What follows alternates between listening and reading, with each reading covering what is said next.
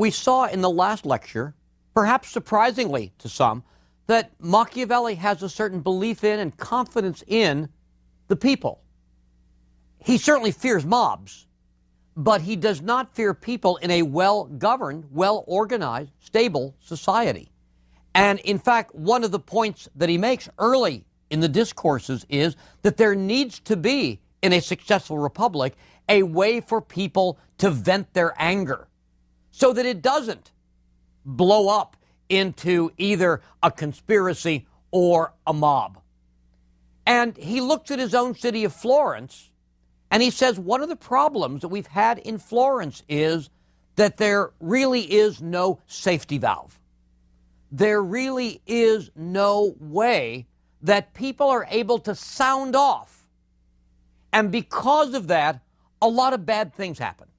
He says, for example, false accusations are more likely to arise where there is no legitimate way for people to vent their anger.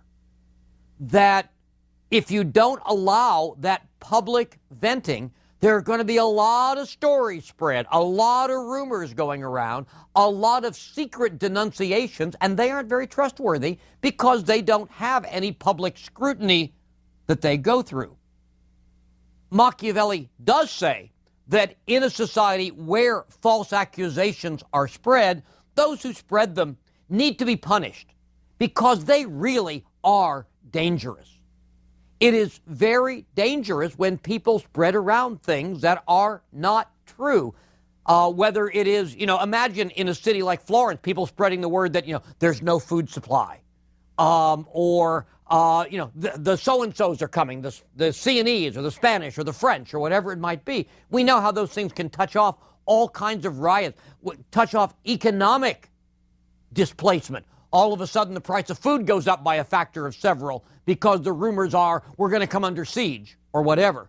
So Machiavelli recognizes, A, the need for people to vent their anger, but B, there needs to be control over sort of wild rumors spreading. And the best way to control that is to let people vent their anger in public and trust the people to make certain kinds of judgments and discernments. It's, again, a statement that says Machiavelli has confidence in average citizens collectively making judgments when it is done in the context of an orderly, established society. Now, early in Discourse 1, Machiavelli takes up what's really an essential point for us to understand the whole scope of Machiavelli's thought. He goes all the way back to the beginning of Rome and talks about its establishment by Romulus. Of course, we know, Livy knew, Machiavelli knew, that these are legendary stories, that these are not history in the sense that, we are reading what you would see if there was a videotape from 753 BC, the standard date for the founding of Rome by Romulus. But we take the story, and Machiavelli believes there's great value and truth in the story of Romulus founding Rome. And, let's not forget, part of that story is Romulus killing his brother Remus. Don't want to forget those parts of the story. Let me read you a passage about this that will in some ways perhaps be shocking, but I think as we break it down, it'll make a lot of sense. It is necessary, Machiavelli wrote, for a single man to be the one who gives it, a society, shape, and from whose mind any such organization derives.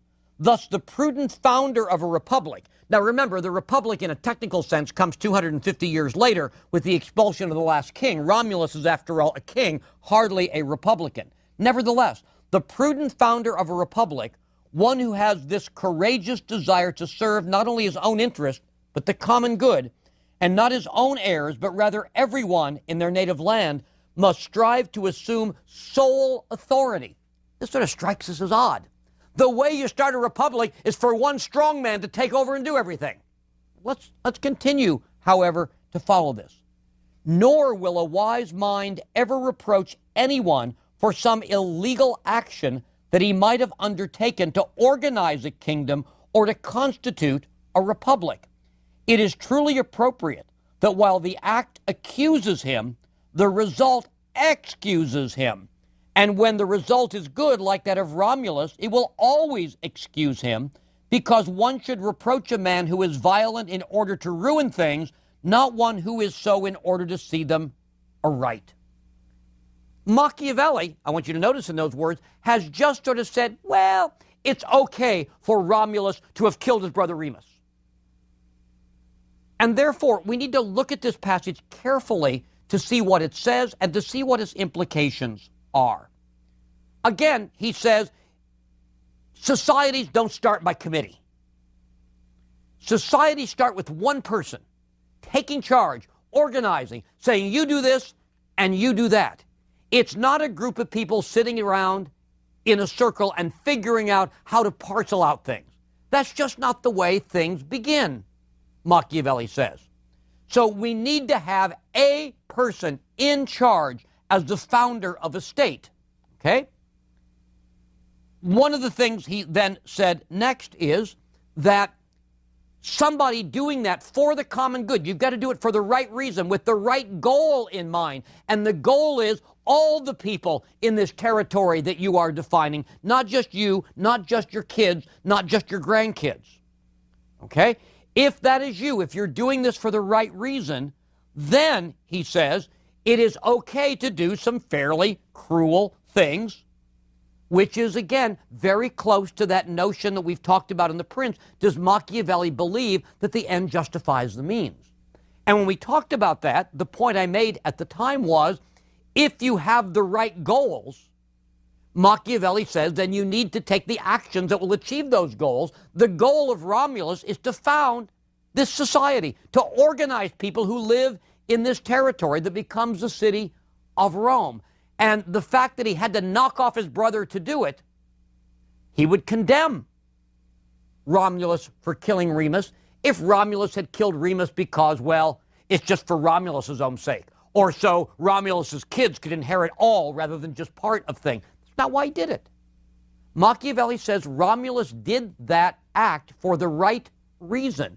And so although it's easy to accuse Romulus of fratricide, I excuse him of fratricide because he did it for the common good, and the result was good. The result was, of course, the founding of Rome. Now, I want you to look at this in another vein, because that's a tough side of Machiavelli. Again, I think we have trouble today with the idea, to use words from The Prince, of well-used cruelty, or learning how not to be good, or learning to be a dissimulator, or learning to make one appearance when you know the reality is the opposite. Those are all things Machiavelli talks about in The Prince. And in some ways, Romulus is a very good guy in terms of the model of prince that Machiavelli sets up in The Prince. But again, what is the goal? The goal is to set up a society organized for the common good. But even more than that, what Machiavelli sees in Rome is it was necessary that a strong guy start out. There was confusion, there was anarchy in this area that's now the city of Rome. Romulus organized that. Romulus put this together. Romulus created not just the government, but in many ways the society as Machiavelli understands it. And look what happens. There is a series of kings, and then one king and his family act really terribly. This is Tarquin, the last king. And men in that society say, we're not going to put up with this anymore. And they kick out the king. And they establish, as we saw, some of the elements of a republic, and then that evolved into a full-fledged republic. Republics don't spring up overnight. If you live in a society that's chaotic and confused and disorganized, you don't say, let's have a republic tomorrow. You need a strong guy to take over. And you need a strong guy that'll bang some heads. Even kill his own brother, if that's what it takes. But the goal is that once you have that organization in place, it will evolve. And Rome evolved into a full-blown republic. Now, let's go back and put Rome aside for just a second, and let's look at Italy in Machiavelli's day. Machiavelli sees Italy, with all its various contesting states, as well as internal turmoil within states, as just a mess. Machiavelli lives in a time of great chaos and confusion. How do we get out of this? Is the question Machiavelli's asking. He asked this his entire public life. How do we get order and stability, the kind of world in which you can trust the people to act well in their collective wisdom, if not all their individual wisdom? How do you get there from the Italy that Machiavelli actually lives in? And I think we can imagine Machiavelli saying, we sort of have to start over. We can't just tidy up and fix up things a little bit. We've got to really start over. What do you need to start over? You need a strong man. You need a prince. You need a guy who'll bang heads. And once we have some order, think of the mini case of this. Think of the mini example of Cesare Borgia ordering the Romagna. Okay? Once that strong man's in place, and once we get some order and stability and regularity, once people feel secure, then we can evolve, just as Rome evolved, into the kind of society that ultimately I want. And of course, that society is a republic. That's what Rome did. And so I think when we look at this passage about Romulus, we not only see Machiavelli, the sort of tough guy realist, but we also see Machiavelli, the Republican. Maybe this is too simple, but I would put it this way. In some ways, what the prince lays out is the short-term needs of Italy. The Discourses lays out the long-term goal for Italy. The need right away is to get some order and stability and security. Throw the damn French out, throw the damn Spaniards out, throw the damn Swiss out, throw the damn Germans out. Get some order, get some stability, get some security. And we'll evolve, probably quicker than Rome, we'll evolve into a republic.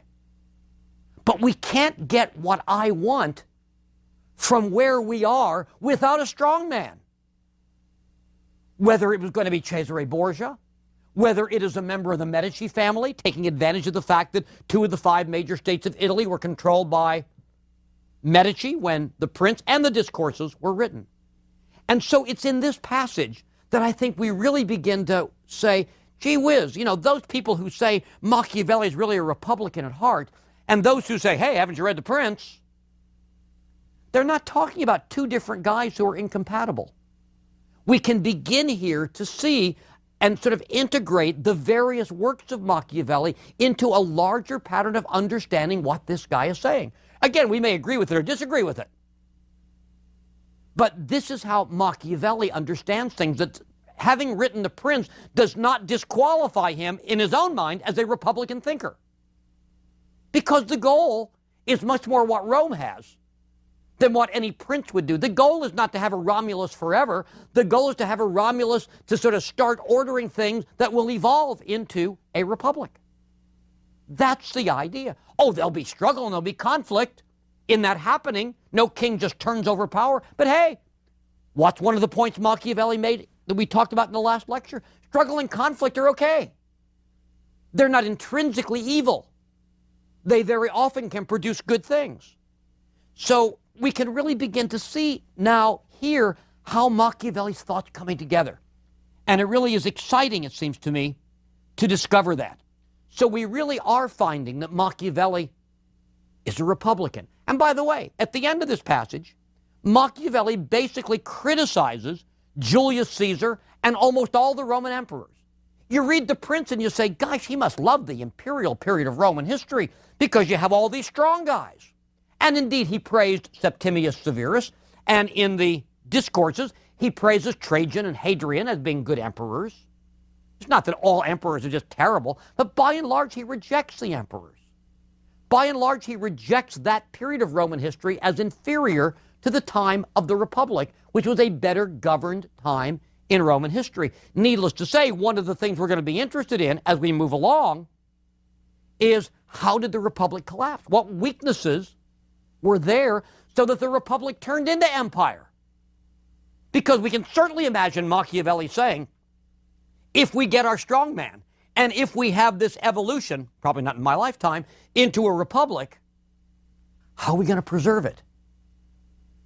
How are we going to know what caused Rome as a republican society to collapse and created this empire, these strongmen, whether it's Julius Caesar or Augustus or Nero or whoever it might be? So we can begin to see what the questions are, better, I think, than from the Prince, that are sort of bugging Machiavelli. What's really going on in his head? What big questions does he want to find answers to?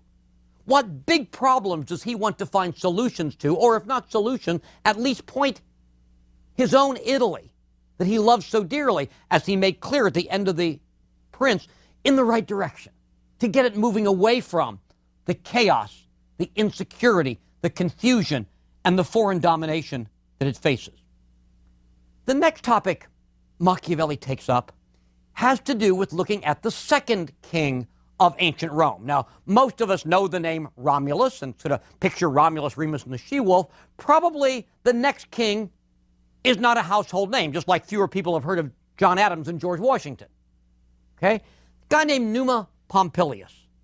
And Machiavelli looks at the contributions he makes to the development of Rome and the ultimate evolution into the Republic, and said, this guy actually is about as important as Romulus because, well, Romulus couldn't do everything. He was only alive for so long. He was really starting from scratch. And it's Numa Pompilius who really puts in the next big piece that's necessary. And that big piece is the development of religion and defining the role of religion to a society. Let me read you another passage from Machiavelli that we can then talk about for a while. We're still, remember, in the first of the three discourses. And that's assuming I can read the numbers at the top of the page, and that my fingers are nimble. Let's find that one. And let me read to you what he says about Numa Pompilius. Furthermore, it will be evident to anyone who carefully examines Roman history how useful religion was in controlling the armies, in giving courage to the plebeians, the common people, in keeping men good, and in shaming the wicked. Accordingly, if one had to debate the question of which of these princes Rome was more indebted to, either Romulus or Numa, I believe that Numa would sooner be ranked first. For where there is religion, arms can easily be introduced. But where there are arms but no religion, the latter can be introduced only with difficulty. It is evident that Romulus did not find God's authority necessary to organize the Senate or to create many other civil and military institutions, but it was necessary for Numa, who pretended to have a close relationship with a nymph. Now, I'm going to talk about this. First of all, religion is useful, Machiavelli says, because here's the problem. If you are moving toward this creation of a society when people are free, what kinds of controls are there that keep people focused, organized, secure? After all, I always try to picture what would have been like being in one of those debates in ancient Rome where there were thousands of people in the assembly and everybody could speak. I mean, we all know that could only work under certain extraordinary conditions of education and discipline and order and a kind of common sense of purpose and whatever. So free people need to have some sort of structure, need to have some sort of guides beyond the laws of government, beyond the institutions of government. They need what we would call moral regulation. And for Machiavelli, that comes from religion. And therefore, religion is not an option in the kind of society that Machiavelli sees that he wants and that Rome had. Religion is a necessity. It is to be used. Now, again, this sounds, well, I hate to use this word, but I can't resist it. This sounds pretty Machiavellian to most of us.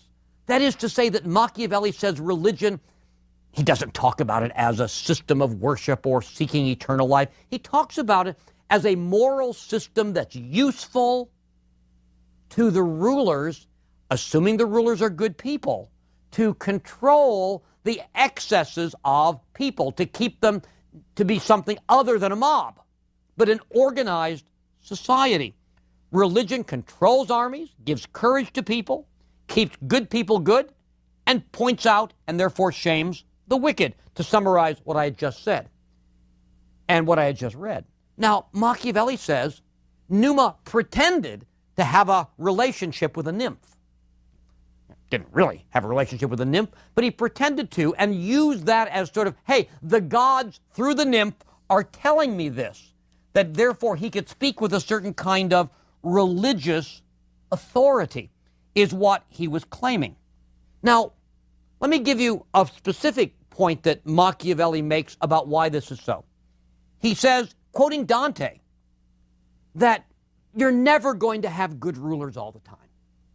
Dante uses a specific example of a hereditary monarchy in talking about bad kings in purgatory. But basically, Machiavelli says you're never, it's just never going to work out that you've always got the best guys in charge. Well, what's going to get you through those periods?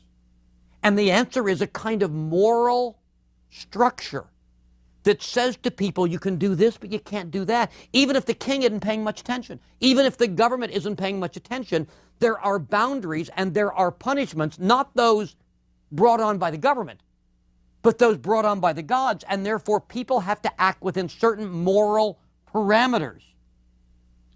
Machiavelli thinks not just about ancient Rome, but to his own time, because remember, Machiavelli watched Savonarola in Florence.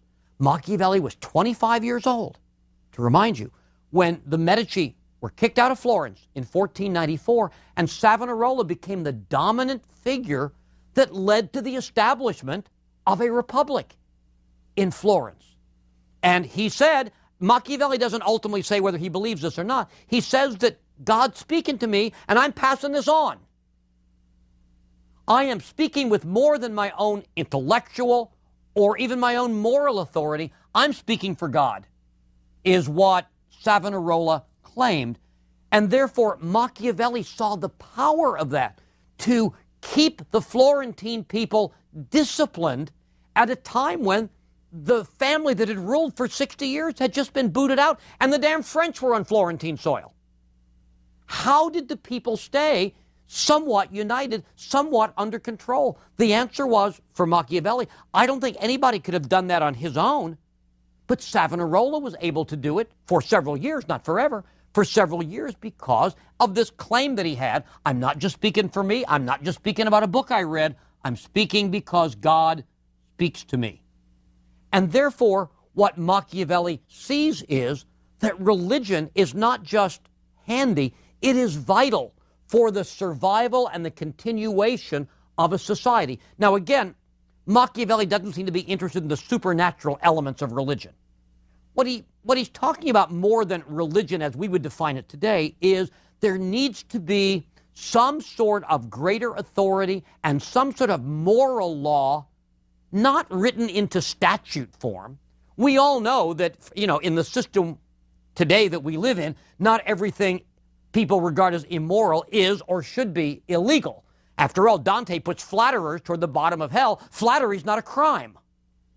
So you can't have a penal code that really provides a moral structure for the way people interact. You can make murder a crime or theft a crime, but you really can't make flattery a crime. So you need some other structure that government can't provide. And Machiavelli sees that as coming from religion. Now, let me point out that one funny story Machiavelli tells. One of the kinds of predictive powers were the augurs in Rome. And one group of augurs watched how chickens acted. And the general principle was, if chickens peck the ground when they're sort of let loose in this particular situation, then it's good for Rome to go fight. And if the chickens don't peck, then it's not good to fight.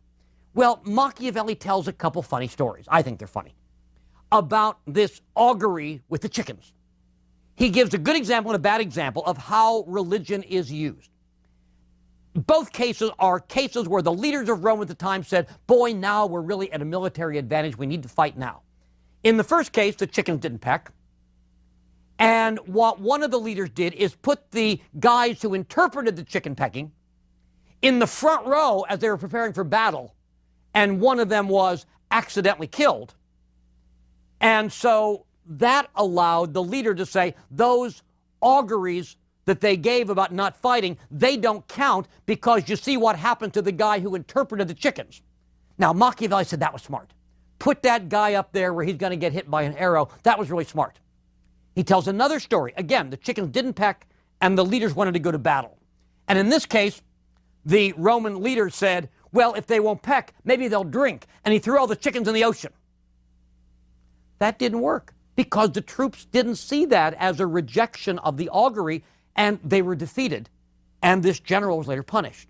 So there are good and bad ways you can manipulate religion, but you have to do it carefully. But certainly Machiavelli believes in the need for some sort of broader moral structure, but he also believes it's possible, how do we say this nicely, for leaders to be creative with it. This leads Machiavelli to turn to the question of how does Christianity do for providing that religious structure.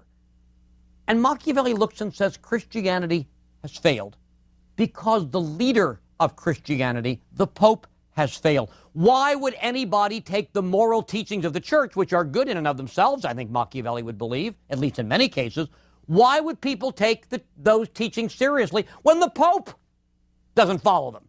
When people like Pope Julius II were evil in their conduct and seem to be prospering and therefore sort of take away the power of religion. And therefore Machiavelli concludes that it's the church that is largely responsible for the fact that Italy is divided so badly.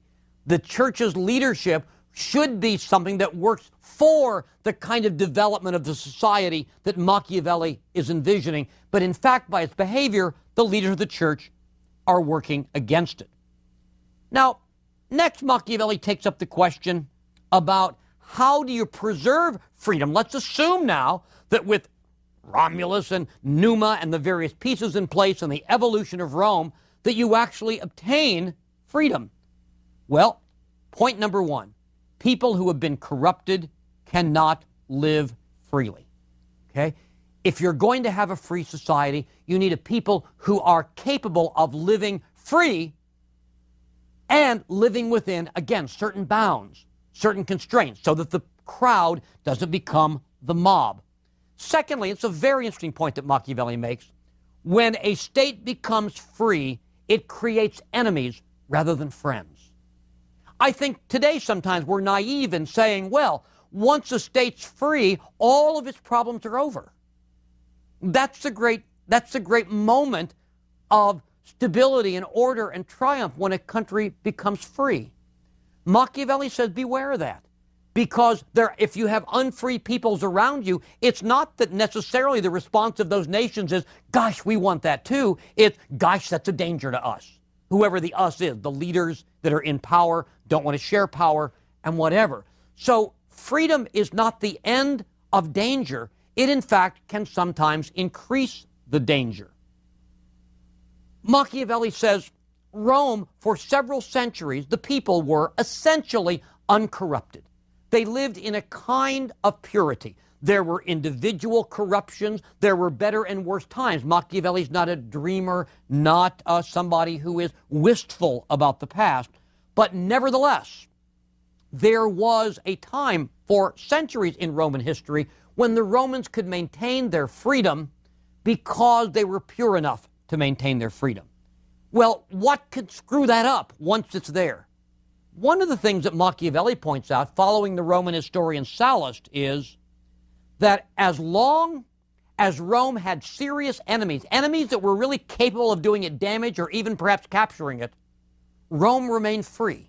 Rome remained vigilant. But by the middle of the 2nd century BC, Rome clearly dominated the Mediterranean world. And therefore, Rome had nothing to be afraid of. And that lack of fear, that lack of concern, that lack of sensing that anything bad could happen to us, led to a period of lawlessness and led to a period of corruption. It's a very interesting point. A point, by the way, that was made at the end of the Cold War about the United States. If we are the only superpower, are we going to be less vigilant? Is that lack of vigilance then going to impede the very thing that we think led us to the triumph, which is our freedom? A really interesting irony that we sometimes have to think about, one that Machiavelli thought about with regard to the end of the ancient Roman Republic.